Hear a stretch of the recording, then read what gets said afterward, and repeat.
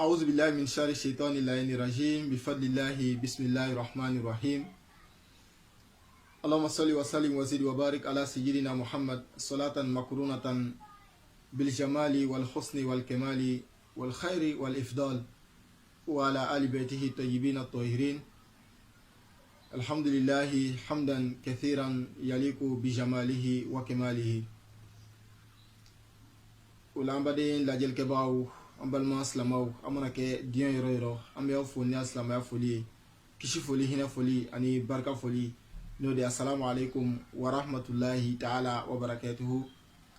kado kawye kado ni awfe kanina Allah subhanahu wa ta'ala fe o hina no barka ako kenni aw bela jenka kambe sobama fota ani ketala Ola foli ni walima don temeni kofe ka ben bima le 26 avril 2020 no be ben sungalo kalo tele sabama alhamdulillah no fana be ben anga sigi nanama episode 4 anya lanini ka nyongo barumi ka odi sun yere kunye mukoso Allah subhanahu wa ta'ala ye sun wajibiya ndeni awkan sabo an fisamantiya chama fo suna ambe duba don ndika me ko buena ko be bueni akune ba mono kota ko ni femba fufuto ibado ka fu femba do be kan asama donc chaque fois ndika e ko do buena kere buluma ko mbola ala yere yoro masam nati ko ke bansa doni masa hikima masa ndika haka ko nyina fe ka ke wajibi yankan o ko fe kira na afsa mantia chama fala ibado ka fo o ko o kunni ka bon donc ame fe ka kuma o kunni kan no ye son philosophie no ye son re a hikimai usrala tigala Allah subhanahu wa ta'ala ko nini awma ina fo anyu ayakala aw tulula kunu nyamma akubara a'udhu billahi minash shaitanir rajim akuya ayyuhal ladzina amanu kutiba alaykumus siyam kama kutiba alal ladzina min qablikum la'allakum tattaqun ako an mɔgɔ min liman yala ale Allah subhanahu wa ta'ala ma ka dɔn ko ale ala le an danbaga ye ko an bɛ segin ka taa ale ala le fana ma ko ale Allah subhanahu wa ta'ala ka sun kɛ wajibi ye an kan i n'a fɔ kunu an ye o walawala ɲɛ ma a ye sun wajibiya an kan i n'a fɔ y'a wajibiya manto tɛmɛn'u kan mun kosɔn n'an ka laɲini bɛ o de ye ni aya la a ko la'allakum tattaqun ko ni an sunna i n'a fɔ ale ala y'a ɲini an fɛ ɲɛ ma ko siga foyi t'a la ko an bɛna ala ɲɛsiranya sɔrɔ n'an ye sun don a don cogoya la siga foyi t'a la an bɛ ala ɲɛsiranya sɔrɔ an b'a fɔ o fɔ cogoya la parce que kuma caman Allah subhanahu wa ta'ala ka kiti dɔw bɛ yen dɔw b'a ɲini ka bisigiya dɔw ta ka ɲɛsin a ma i n'a fɔ seli Allah subhanahu wa ta'ala ko an ye seli ko n'an selila ko seli bɛ an yɔrɔ ma janya ka bɔ ko kolonw ma ko kɔnɛw dɔw ko di ko dɔw bɛ seli la ko tɛ kojugu dabila Allah subhanahu wa ta'ala ko ka seli kɛ cogo min na est ce que ne ni aw an b'a kɛla ten wa kad afla al mu'minun allazina hum fi salatihim khashi'un est ce que n'an bɛ seli ni khushu ye wa ala ɲɛsiranya ye wa e bɛ seli ya hakili bɛ nin na i bɛ seli ni n bɔla an bɛ taa n ka wari minɛ ni n bɔla an bɛ taa n ka barada nin na ni n bɔla nin ko min kɔnɔna donc seli tɛ kɛla ni ala ɲɛsiranya ye sinon ni ala y'a fɔ ɲɛ maa bɛ ten a tɛ cɛ ka bɔ yen donc sun fana n'an y'a don a don cogoya la siga foyi t'a la an bɛ ala ɲɛsiranya sɔrɔ donc sun yɛrɛ philosophie o de ye ala ɲɛsiranya ye ala ye sun wajibiya an kan o de kosɔn mun kosɔn an ka se ka siran ale ala ɲɛ ka kɛ ala ɲɛsiranya jɔn ye o la mun kosɔn ala subhanahu wa ta'ala a ma fɛn wɛrɛ ta k'o kɛ sun kun ye fo ale ala ɲɛsiranya mun kosɔn an bɛna jiya ka kun seegin fɔ o la mun kosɔn ala subhanahu wa ta'ala a ye ala ɲɛsiran kɛ sun kun ye nka san'o cɛ ala ɲɛsiran yɛrɛ ye mun de ye n'a fɔra ko ala ɲɛsiran o mun ye a kɔrɔ bɛ di donc imam Najafar Sadi kira mɔden sanuma a b'a fɔ a ko di ala ɲɛsiranya kɔrɔta fɔ la ala subhanahu wa ta'ala kɛni k'a fɔ suratu Talaq la ko wa man yattaqillaha yaj'al lahu makhrajan i n'a fɔ an da bɛna s'o ma a kɛtɔ ko o kɔrɔ fɔ o ala ɲɛsiranya kɔrɔ fɔ a ko di ko ala ɲɛsiranya de ye juma ye an la yufkidaka Allahu haythu amaraka Allah subhanahu wa ta'ala ki nyamariya yaramna ina fa andula kalon kono neti Allah subhanahu wa ta'ala ke me ka mun de nyini ni efe foyi tila bana tila foyi tila abe kan aka min ɲina fɛ o de ye an ka sun ale ala ye donc imam na Jafar Sadi ko ala ɲɛsiranya de ye ala kana fɔn i la mana min na ni sunubagaw fara ɲɔgɔn kan ala ye sunubagaw lajɛ a kana taa i sɔrɔ o cɛma k'a sɔrɔ foyi t'i la ko o de ye ala ɲɛsiranya ye an la yufkidaka haythu amaraka a kana fɔn i la yɔrɔ min na k'i yamaruya wala yaraka haythu nahaka a fana ka i kumandiya k'i interdit k'i kana se yɔrɔ min na k'i kana ko min kɛ ko a k'i ye o yɔrɔ la a kɛ n'i ye i bɛ kan ka o ko kɛ o de ye ala ɲɛsiranya ye a y'i bila min na i k'o kɛ a k'i kumandiya ka bɔ min ma a ka min haramuya i kan a k'i n'i ye o kɛyɔrɔ la kuma tɛ k'a fɔ k'i ye o kɛli la o de ye ala ɲɛsiranya ye o la an bɛ segin ka taa an ka kuma na i n'a fɔ an y'a fɔ ɲɛ ma kun jumɛn kosɔn ala subhanahu wa ta'ala ye ala ɲɛsiranya de ta k'a kɛ sun kun ye mun kosɔn a m'a kɛ n'an sunna an bɛna nafolo caman sɔrɔ walima n'an sunna i n'a fɔ ko wɛrɛ mun kosɔn a ka ala ɲɛsiranya ta o la an y'a fɔ an ko kun seegin kosɔn a fɔlɔfɔlɔ ala subhanahu wa ta'ala ala ɲɛsiranya bagaw de ka di ale ala ye maa min bɛ siran ale ala ɲɛ o de ka di ale ala ye i n'a fɔ a yɛrɛ b'a fɔ ɲɛ ma ko inna allaha yuhibbul muttaqin a ko siga foyi t'a la tigɛnga yɛrɛ la ale ala subhanahu wa ta'ala bi ala ɲɛsiranya jɔnw fɛ ala ɲɛsiranya jɔnw olu ka di ala ye ni ka ala jɛnya sɔrɔ ka ban i bɛ mun ɲini na tuguni a filanan ye juma ye kuma teliya bolo ma ala subhanahu wa ta'ala fana bɛ ni ala ɲɛsiranya jɔnw de ye i ka mɔgɔ kuma dɔ i bɛ se k'a kanu a filɛ i teriw la dɔ bɛ a ka di ye mais i n'ale tɛ kɛ ɲɔgɔn fɛ waati bɛɛ mais dɔ bɛ a ka di ye puis toujours vous êtes ensemble i teri dɔ bɛ a ka di ye mais a tɛ kow kɛ ɲɔgɔn fɛ a tɛ ɲɔgɔn fɛ l'heure bɛɛ hali n'a sɔrɔ a bɛ dugu wɛrɛ la a kɔn ka di ye mais dɔ bɛ yen a ka di ye puis toujours tu es avec lui donc ala ɲɛsiranyabaga ala subhanahu wa ta'ala non seulement a ka di ala ye o kɔfɛ fana ala subhanahu wa ta'ala bɛ n'a ye waati bɛɛ lajɛlen o la ala subhanahu wa ta'ala yɛrɛ ko di a ka alikuran sanimana a ko wattaqullah a ko an ka siran ala ɲɛ wa alamu o kɔfɛ an ka lɔn anna allaha ma'al muttaqin ko ale ala subhanahu wa ta'ala yɛrɛ bɛ ni ala ɲɛsiranyan jɔnw de ye waati bɛɛ lajɛlen i n'a fɔ o fana bɛ ni ale ala ye ɲɛ ma parce que n'i kɛra ala fɛ a bɛ k'i fɛ man kana lillahi kana lahu k'a sɔrɔ imam Hussein b'a fɔ a ka arafa dɔw la a ko ma wajada man fakadak ko jɔn ye mun sɔrɔ mɔgɔ min fɔnɔ ala la n'i fɔnɔ ala la i ye mun sɔrɔ wa ma fakada man wajada mɔgɔ min fana ye ala sɔrɔ a tigi fɔnɔ mun la donc n'i jala ala ye o kɔfɛ ala kɛli fɛ e fɔnɔ mun la ça veut dire ni ala kɛli fɛ k'i kanu e ye hɛrɛ bɛɛ lajɛlen sɔrɔ diɲɛ hɛrɛ lahara yɛrɛ e y'o bɛɛ lajɛlen sɔrɔ imam na al Hussein a bɛ kan ka o de fɔ arafa duwawu la o ye fila ye ala b'i kanu a bɛ kɛ n'i ye waati bɛɛ lajɛlen a sabanan ye juma ye ala ɲɛsiranya fana bɛ kɛ sababu ye k'i ka jurumuko yafa i bɛ ko min kɛ i filibagatɔ ala subhanahu wa ta'ala bɛ yafa o ma kiyama sini fana a bɛ t'i ka sara fana multiplier k'a bonya ka d'i ma a yɛrɛ ko tan a ko wa man yattaqillah yukaffir anhu sayyi'atihi wa yu'azzim lahu ajra a ko ni maa min siranna ale ala ɲɛ i n'a fɔ an y'a fɔ ɲɛ ma a k'a tigi ye yɔrɔ la a b'a fɛ a k'a ye yɔrɔ min na a k'a ye baara la a bɛ fɛ a k'a bila baara min na a kana ye yɔrɔ la a ka interdit yɔrɔ min na ni mɔgɔ min y'o kɛ do yukaffir anhu sayyi'atihi ala subhanahu wa ta'ala bɛna yafa i ka jurumu ma wa yu'azzim lahu ajra a bɛ n'i ka saraw fana bonya ka di i ma kiyama sini ka ne ni aw ka jurumu yafa k'an ka saraw bonya ya rabbi ala m'o kɛla a naaninan ye juma ye ala ɲɛsiranya fana bɛ kɛ sababu ye degunna kow kɔnɔnafili kow a bɛ bɔda di ma olu la ni siranna ala ɲɛ kɔnɔnafili ko mana jigi kan n'i y'a yira ala la ala subhanahu wa ta'ala bɛ bɔda di ma parce que kow bɛ ale ala de bolo lahu mulku samawati wal ard sankolo ko ni dugukolo ko bɛɛ bɛ ala subhanahu wa ta'ala bolo o la a ko de o la a ko wa man yattaqillah yaj'al lahu makhrajan ko ni siranna ale ala subhanahu wa ta'ala ɲɛ i bɛna don degun la ko ale ala subhanahu wa ta'ala bɛ bɔda di i ma o fana ye ala ɲɛsiranya ta samantiya dɔ ye a lɔrɔnan ye mun ye mun kosɔn ala subhanahu wa ta'ala ye ala ɲɛsiranya ni ta k'o kɛ sun yɛrɛ kun ye ko an ka sun o kosɔn an bɛ kɛ ala ɲɛsiranya jɔn ye an bɛ kan ka taa n'o de ye a lɔrɔnan ye juma ye a ko di ko dɔ fana bɛ i bɛ don a la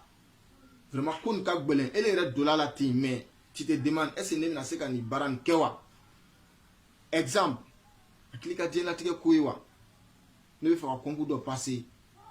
ou soit ne bɛ fɛ ka taa métier dɔ kalan walima a kɛra ala ko ye ne bɛ fɛ ka misiri le jɔ mais n ka wari ça ne suffit pas mais n bɛna daminɛ ne bɛ fɛ ka kalanso le jɔ mɔgɔw ka kalan k'a la mais ne ka wari ni k'a devi kɛ n ka wari a tɛ se k'a bɔ mais n bɛ fɛ k'a daminɛ ten ala subhanahu wa ta'ala ko n'i siranna ala ɲɛ i bɛna baara don baara o baara la ala subhanahu wa ta'ala b'o baara nɔgɔya ka d'i ma a bɛ nana sababu ye i ma a ka nafolo nɔgɔya ye walima a ka mɔgɔ fara i kan mɔgɔ min bɛ baara ni tɔ laban ka d'i ma o la a ko wa man yattaqillah yaj'al lahu min amrihi yusra ko n'i siranna ale ala ɲɛ i bɛ don baara gbɛlɛn kɔnɔ ale ala subhanahu wa ta'ala ye baara nɔgɔya ka d'i ma parce que ala subhanahu wa ta'ala mana fɛn o fɛn nɔgɔya gbɛlɛya bannaw la a b'o cogoya kelen na kunnaja bɛɛ lajɛlen diɲɛ nin kɔnɔ yan ani kiyama sini kɛrɛkɛrɛ bolo ma o ye ala ɲɛsiranya jɔnw ta de ye o de kosɔn ala subhanahu wa ta'ala ka sun wajibi an kan mun kosɔn an ka taa kɛ gagnebagaw ye an ka taa kɛ maa kunnajanenw ye o la a ko inna lil muttaqina mafaza arabukan na ni kuma nana ni cogoya la a bɛ gbɛlɛya le yira sinon a ka ɲi ka na inna mafazan lil muttaqin ko siga foyi yɛrɛ tɛ min na tigɛnikan yɛrɛ la ko kunnaja bɛɛ lajɛlen ani gagneni bɛɛ lajɛlen ala ɲɛsiranya jɔnw ta le donc ala subhanahu wa ta'ala bɛ fɛ an ka gagne de kɛma sini an ka taa kɛ niyɔrɔbatigiw ye o kosɔn a ye sun wajibiya anw kan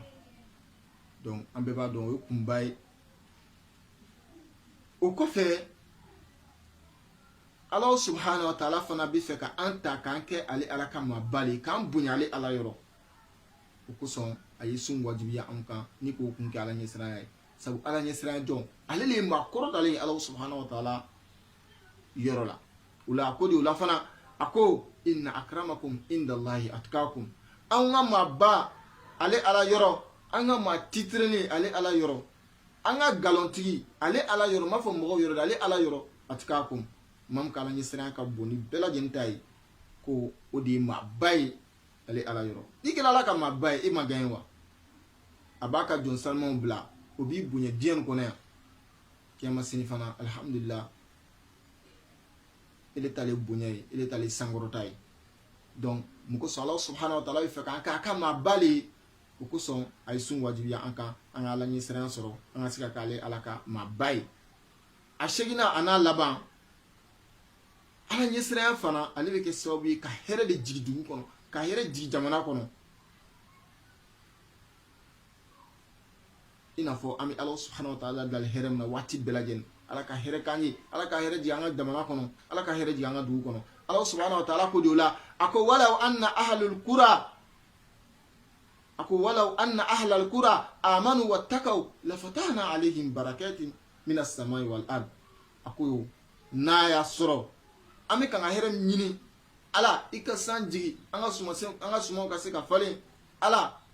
i ka hɛrɛ jigin an ka dugu kɔnɔ dugudenw ka wari sɔrɔ denmisɛnw ka wari sɔrɔ jeunes ka wari sɔrɔ dugu ka développer jamana ka développer ala subhanahu wa ta'ala n'an m'o kɔ ko walaw anna ahlal qura ko n'an kun walaw anna ahlal qura amanu wattaqaw n'an kun limaniya ale ala ma ka siran ale ala ɲɛ a y'an bila min na k'o kɛ a ko an kana min kɛ k'o to yen lafatahna alayhim barakatin minas samai wal ard sankolo hɛrɛw ala subhanahu wa ta'ala kun n'o jigi an kan ani dugukolo yɛrɛ fana ala subhanahu wa ta'ala kun n'o bɔ c'est à dire sanfɛ duguma ala kun m'o bɛɛ kɛ barika ye hɛrɛ caman an ye barika kɔrɔ fɔ aw ye an ka sigi filanan na k'a fɔ ko sunkalo kalo ye barika kalo ye an ko barika o ye hɛrɛ caman de ye o ye bonisi de ye donc ala subhanahu wa ta'ala bɛna bonisi caman k'an ye an bɛ fɛn fitinin kɛ ala bɛna barika dɔ la k'a kɛ fɛnba y'an bolo n'an siranna ala subhanahu wa ta'ala ɲɛ donc ala ɲɛsiranya ale ye fɛnba ye ale ta bonya kosɔn sun bonyana parce que fɛn a bɛ bonya ni a kun de ye donc nin ye sun ka philosophie alqur'ana kɔnɔ ala ɲɛsiranya masha Allah ka ni aw kɛ ala ɲɛsiranya jɔn ya rabbi ala m'o kɛla o la haditha la imam na Jafar Sadiq a b'a fɔ de sun fana ta philosophie la halisa kun wɛrɛ juma kosɔn ala ɲɛsiranya kɔfɛ ala kɛn bɛ ka sun wajibiya anw kan ni o bɛɛ yɛrɛ fana bɛ don ala ɲɛsiranya kɔnɔ mais nin ye haditha kuma ye alors imam na Jafar Sadiq ko di a ko amma illatu siyam a ko nka sun yɛrɛ kun ye juma ye sun philosophie ye juma le ko liyastawiya bihi al-ghani wal fakir Ala subhanahu wa ta'ala kembe ka sun wajibiya an kan mun kosɔn ka fɛntigi ani bololankolon n'an ko fantan olu kɛ kelen ye wadhalika mun kosɔn li anna al-ghani sabu k'a da kan fɛntigi lam yakun li yajida masa jo ale tun tɛ kɔngɔ jugu ale tun t'o tɔɔrɔya dɔn k'a daminɛ fajiri fɛ fo ka taa bila suntigɛ wagati la n'i ma dumuni kɛ tɔɔrɔya min b'o la ko fɛntigi tun t'o dɔn fa yarhamar fakir a tun t'o dɔn mun kosɔn a bɛ se ka hinɛ fantan na miskina na li'anna al-ghani ko parce que fɛntigi kullama arada shay'an qadara alayhi n'a bɛ fɛn fɛn fɛ a bɛ sogo jɛnini fɛ a bɛ taga o san a bɛ jɛgɛ jirani fɛ a bɛ taga o san a bɛ fɛn o fɛn fɛ nafolo b'a kun a b'o bɔ k'o san ale tun tɛ kɔngɔ tɔɔrɔ dɔn Allah subhanahu wa ta'ala ye sun wajibiya mun kosɔn k'an bɛɛ kɛ kelen fa arada Allah o senfɛ Allah subhanahu wa ta'ala a y'a laɲini de don azza wa jalla a ka se kɔrɔta la an yastawiya bayna khalqihi wa an yudhika al-ghaniyya masajjo a y'a laɲini k'an bɛɛ lajɛlen dama kɛnɛya k'a lɔn ko an bɛɛ ye kelen Allah subhanahu wa ta'ala yɔrɔ fɛn m'an bɔ ɲɔgɔn na i n'a fɔ an y'a fɔ ɲɛ ma o de ye Ala ɲɛsiran ye a y'o laɲini sira jumɛn ye mun kosɔn fɛntigi ale ka kɔngɔ degun b'a la k'o nɛnɛ kɔngɔ tɔɔrɔya n'a degun k'o nɛnɛ liyaruka ala dɔif wa yarhama jayi mun kosɔn dɛsɛbagatɔ ani maa lafulen fɛntigi sunkalo kɔfɛ a ka se ka hinɛ o la a k'a dɔn ko jaa ni de bɛ kɔngɔ la donc ni kun ba fila kosɔn Allah subhanahu wa ta'ala a ye sun wajibiya an kan an ka se k'ale Ala ɲɛsiran sɔrɔ n'an Ala ɲɛsiran sɔrɔ an ye fɛn 8 min fɔ an bɛ n'o bɛɛ lajɛlen sɔrɔ mun kosɔn Allah subhanahu wa ta'ala ye ni sun wajibiya an kan o kɔfɛ fana ni sun fana tɛmɛna alhamdulillah setigiw fana ka se ka hinɛ fantanw la ka nɔgɔya ni aw bɛɛ lajɛlen ye ya rabbi Ala m'o kɛra o kɔfɛ fana sun fana bɛ kɛ sababuya ye k'a dɔn est-ce que e yɛrɛ i kɔnɔ jɛya ni Ala ye wa o la Fatumatu Zahra kira denmuso sanuma a b'a fɔ de a ko faradallahu siyama tathbitan li ikhlasikum ko Allah subhanahu wa ta'ala ka sun wajibi an kan de don mun kosɔn k'an ka Ala ɲɛsiranyaw kɔnɔnajɛya ka ɲɛsin Ala ma k'o sabati parce que n'i y'a jateminɛ k'a fɔ ko mɔgɔ t'i garde la foyi foyi c'est vrai Ala kɔni ɲɛ b'i la i k'a dɔn ko Ala fana ɲɛ b'i la ale b'i garde la a kɛn bɛ ka mɛlɛkɛ dɔw bila a b'i garde la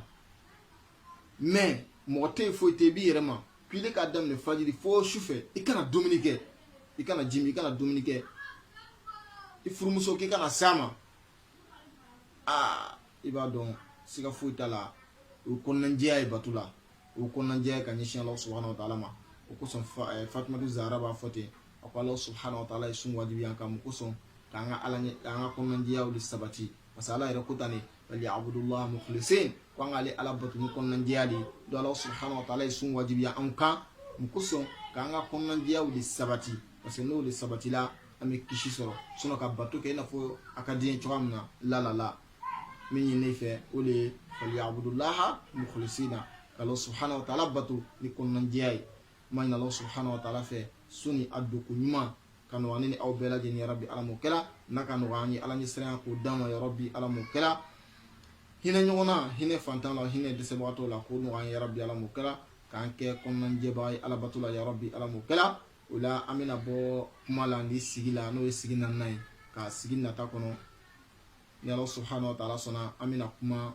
fɛn min n'olu bɛ kɛ sababu ye ka sun tiɲɛ ka sɔrɔ n'an t'o dɔn parce que a bɛ maa caman ɲɛna ko ji ni dumuni dɔrɔn k'o dɔrɔn de bɛ sun tiɲɛ fɛn wɛrɛw bɛ yen o nana haditha sahalenw la ko o bɛ kɛ sababu ye ka sun tiɲɛ ni Allah subhanahu wa ta'ala sɔnna sigi nata an bɛna kuma o kan toujours an bɛ dugawu k'aw ye ka dugawu ɲini aw fɛ ka ɲini Allah subhanahu wa ta'ala fɛ ne ni aw Ala ka an bɛɛ bɛn sɔrɔba ma Ala k'an ka ɲinifɛnw kɛ sɔrɔfɛn ka barika don an ka sɔrɔfɛnw la aw balimakɛ de don Yunus Sanogo min ni ale sigiyɔrɔ bɛnnen bɛ Adzope ni waati la Côte d'Ivoire jamana kɔnɔ haza wa salamu alaikum wa rahmatullahi ta'ala wa barakatuhu